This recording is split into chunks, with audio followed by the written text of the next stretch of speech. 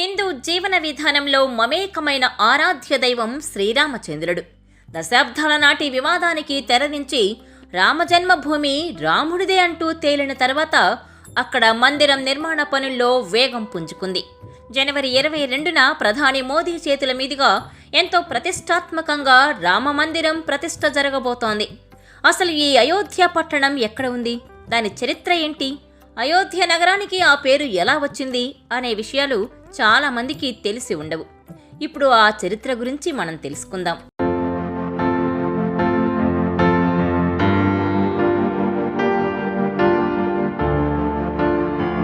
అయోధ్య భారతదేశంలోని అతి పురాతన నగరాలలో ఒకటి. అయోధ్య నగరం చారిత్రాత్మకమైన పవిత్రాలయం ఉన్న పుణ్యక్షేత్రం. ప్రతి హిందువు తప్పక చూడాలని కోరుకునే పుణ్యక్షేత్రాల్లో అయోధ్య ఒకటి. శ్రీరాముడు ఈ అయోధ్య నగరంలోనే జన్మించినట్లు చరిత్ర చెబుతోంది. విష్ణువు శ్రీరాముడిగా అవతరించిన ప్రదేశమే ఈ అయోధ్యాపురి. అయోధ్యను సాకేతపురం అని కూడా అంటారు. రామాయణ మహాకావ్య ఆవిష్కరణకు మూలమే ఈ అయోధ్య నగరం. అయోధ్య నగరం ఉత్తరప్రదేశ్లోని ఒక ముఖ్య పట్టణం. ఇది యూపీలోని ఫైజాబాద్ జిల్లా. ఫైజాబాద్ను ఆనుకుని సముద్ర మట్టానికి 305 అడుగుల ఎత్తులో ఉంటుంది. ఒకప్పటి కాలంలో అయోధ్య నగరం కోసల రాజ్యానికి రాజధానిగా ఉంటూ వచ్చింది. శ్రీరాముని చరిత్రలో అయోధ్యకు చాలా ప్రాముఖ్యత ఉంది.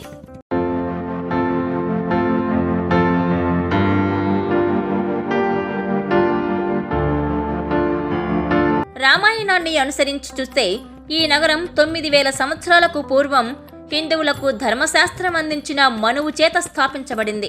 మరికొన్ని ఆధారాలు ఈ నగరం సూర్యవంశ రాజైన ఆయుధ్ ద్వారా నిర్మించబడిందని తెలియజేస్తున్నాయి. సూర్యవంశ చక్రవర్తులు పాలించిన కోసల దేశానికి అయోధ్య రాజధాని నగరం. అయోధ్యను రాజధానిగా చేసుకుని హిందూ దైవమైన రామచంద్రుడు పాలించాడు. స్కంద పురాణంతో పాటు ఇతర పురాణాలు భారతదేశంలోని 7 మోక్ష పురాణాల్లో అయోధ్య ఒకటి అని చెబుతున్నాయి.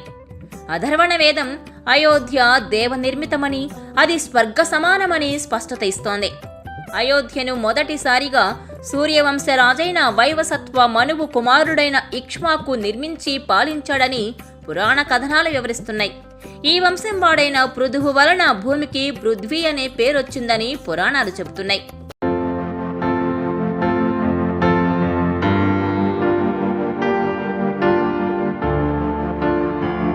పృథువు తర్వాత రాజు మాంధాత. సూర్యవంశంలోని 31వ రాజు హరిశ్చంద్రుడు ఈ రాజ్యాన్ని పాలించారు.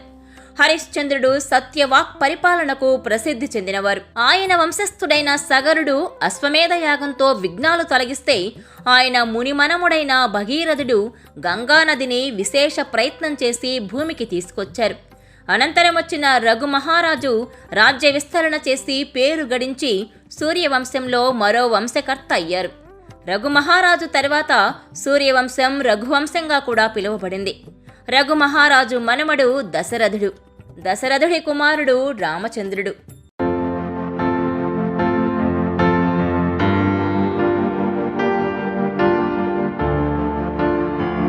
అతి పురాతన హిందూ నగరాల్లో అయోధ్య ఒకటి.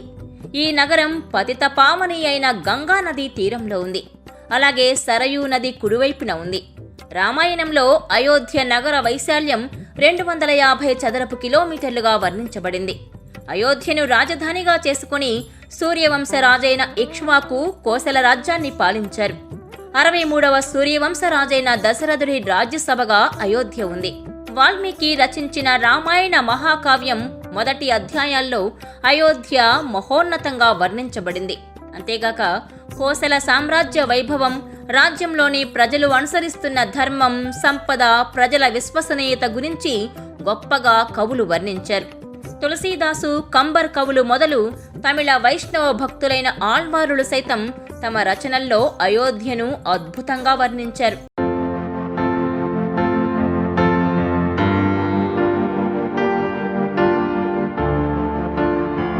జైన మతస్థులకు కూడా ప్రముఖమైన నగరం ఈ అయోధ్య. 2000 సంవత్సరాలకు ముందే ప్రముఖ తీర్థంకరులిద్దరికీ అయోధ్య జన్మస్థలమైంది. అంతేకాదు మరో 5గురు తీర్థంకరులకు కూడా జన్మస్థలంగా ఈ నగరం ఉంది. జైన ఆగమాలలో అయోధ్యకు మహావీరుడు విజయం చేసినట్టు రాయబడింది. అయోధ్య బుద్ధమత వారసత్వం కలిగిన నగరం. అందువలన ఇక్కడ మౌర్య చక్రవర్తుల కాలంలో నిర్మించబడిన పలు బౌద్ధాలయాలు, స్మారక చిహ్నాలు, శిక్షణా కేంద్రాలు ఉన్నాయి. గుప్తుల కాలంలో అయోధ్య వాణిజ్యంలో శిఖరాగ్రం చేరుకుంది. క్రీస్తు పూర్వం 600లో కూడా అయోధ్య వాణిజ్య కేంద్రంగా విలసిల్లింది. చరిత్రకారులు దీన్ని సాకేతపురంగా పేర్కొన్నారు. క్రీస్తు పూర్వం 5వ శతాబ్దం నుంచి క్రీస్తు శకం 5వ శతాబ్దం వరకు బౌద్ధమత కేంద్రంగా అయోధ్య విలసిల్లింది. బుద్ధుడు ఈ నగరానికి 1 కంటే ఎక్కువ సార్లు వచ్చినట్లు భావిస్తున్నారు.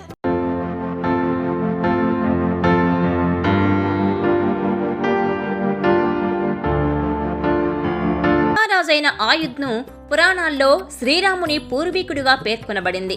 అతని పేరు సంస్కృత పదమైన యుద్ధ్ నుంచి వచ్చింది. ఆయుధ్ అపరాజితుడు కనుక ఈ నగరానికి అయోధ్య అన్న పేరొచ్చింది.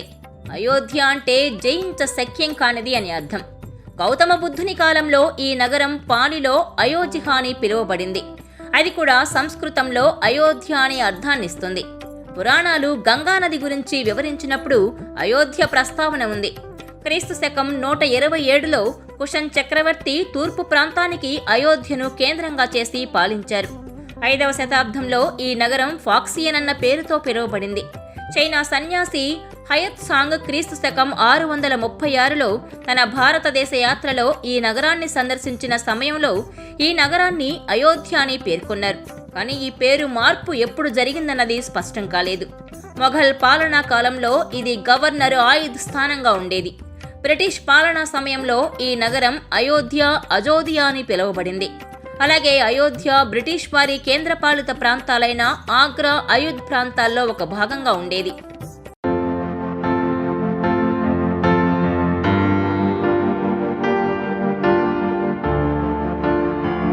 మొఘల్ వంశానికి ఆద్యుడైన బాబర్ ఇదే స్థలంలో బాబ్రీ మసీదును నిర్మించాడు.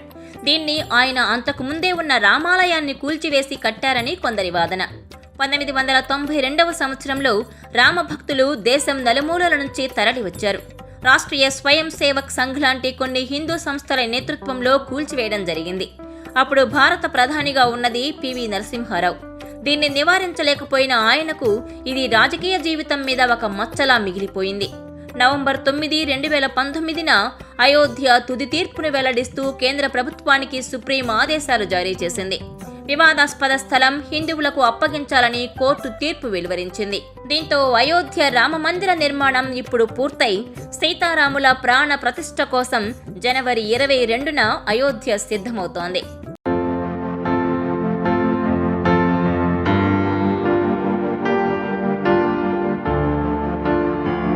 ఈ వీడియో మీకు నచ్చినట్లయితే please share, like and subscribe R24 Telugu.